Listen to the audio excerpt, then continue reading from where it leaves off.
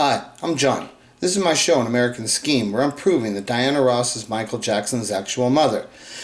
Let me play this one little part for you here. Let me show you here where there's actually, like I said earlier, I was looking at the lyrics and I know there's a bunch of stuff in here, but since I was doing this one part really was like, whoa, that's crazy.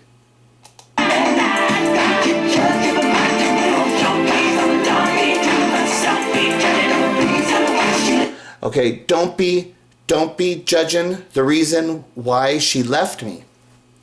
So, because that's the whole thing, you know? And I say that's the whole thing with Michael's pain.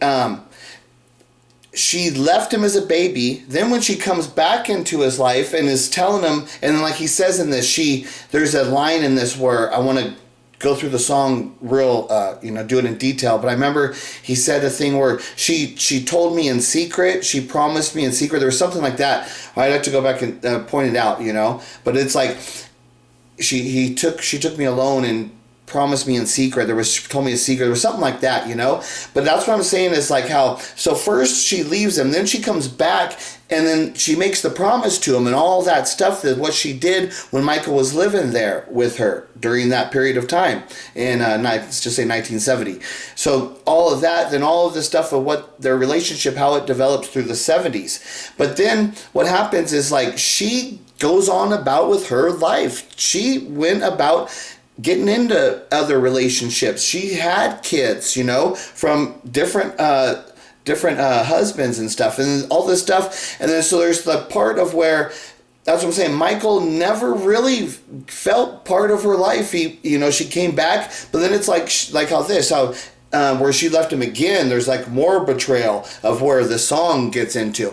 But this is like, when he's like, don't be judging the reason she left me. I'm thinking, that's like talking about the beginning, the reason why she left me in the beginning, you know. There's this song gets crazy. I'll do a thing about all this stuff. But so then the other reason why I'm just doing this small part about this, so the first thing is about when I'm doing songs like this is I want to see, I have to know, okay, well, did Michael actually write this song, you know? So I go to the Wikipedia type of things, right? So here, so you always look to see, it's over on the right. I'm not going to show you that. Well, we'll see. Let me see. I'll move it over. So anyway,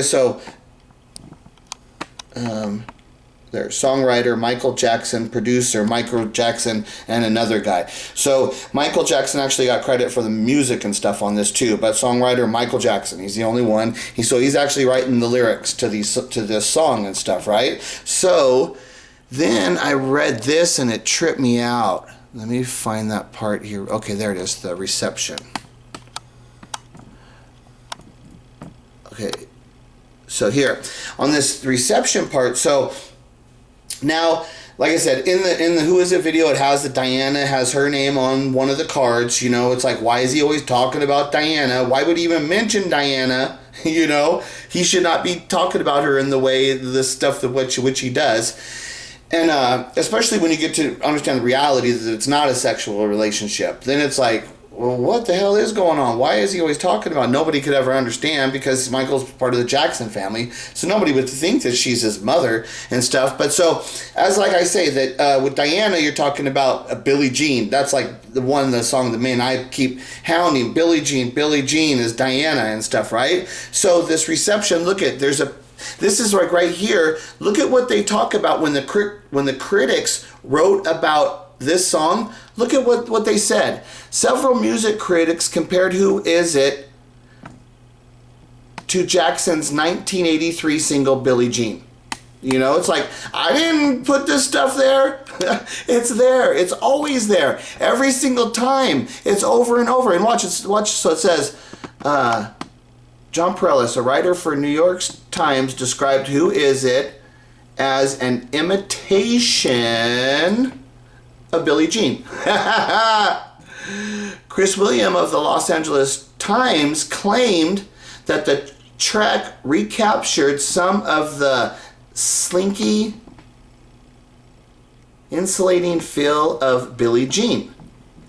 Jonathan Bernstein, a writer for Spin, wrote that Who Is It was close skinned to Billie Jean.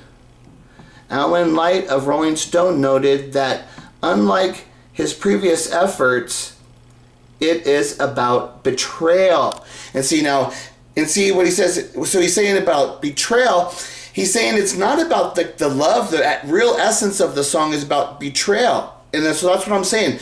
It's about the betrayal of how Diana, how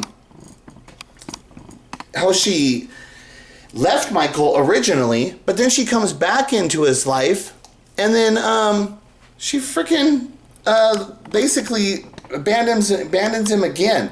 And that's where Michael was all alone in the world. That when you hear him talk, I got no friends really, and you got all kinds of people that would care about him, you would think, and all the people, whenever he went around, they were always friendly. He had some really good friends, but he didn't have like friends, like people that like where it'd be like his brothers should have been a couple. Like I always say, one of his brothers at all times in his life, or his sisters too, with having such a big family, at all times in his life, one of them would have been a best friend, like at all times, if he was a Jackson, if he was actually a Jackson. But there's a reason why that doesn't occur. Like I said, over and over, why do these things occur? It's like, it's so obvious, everything, it's obvious. It's my story, Look at that picture right there, actually.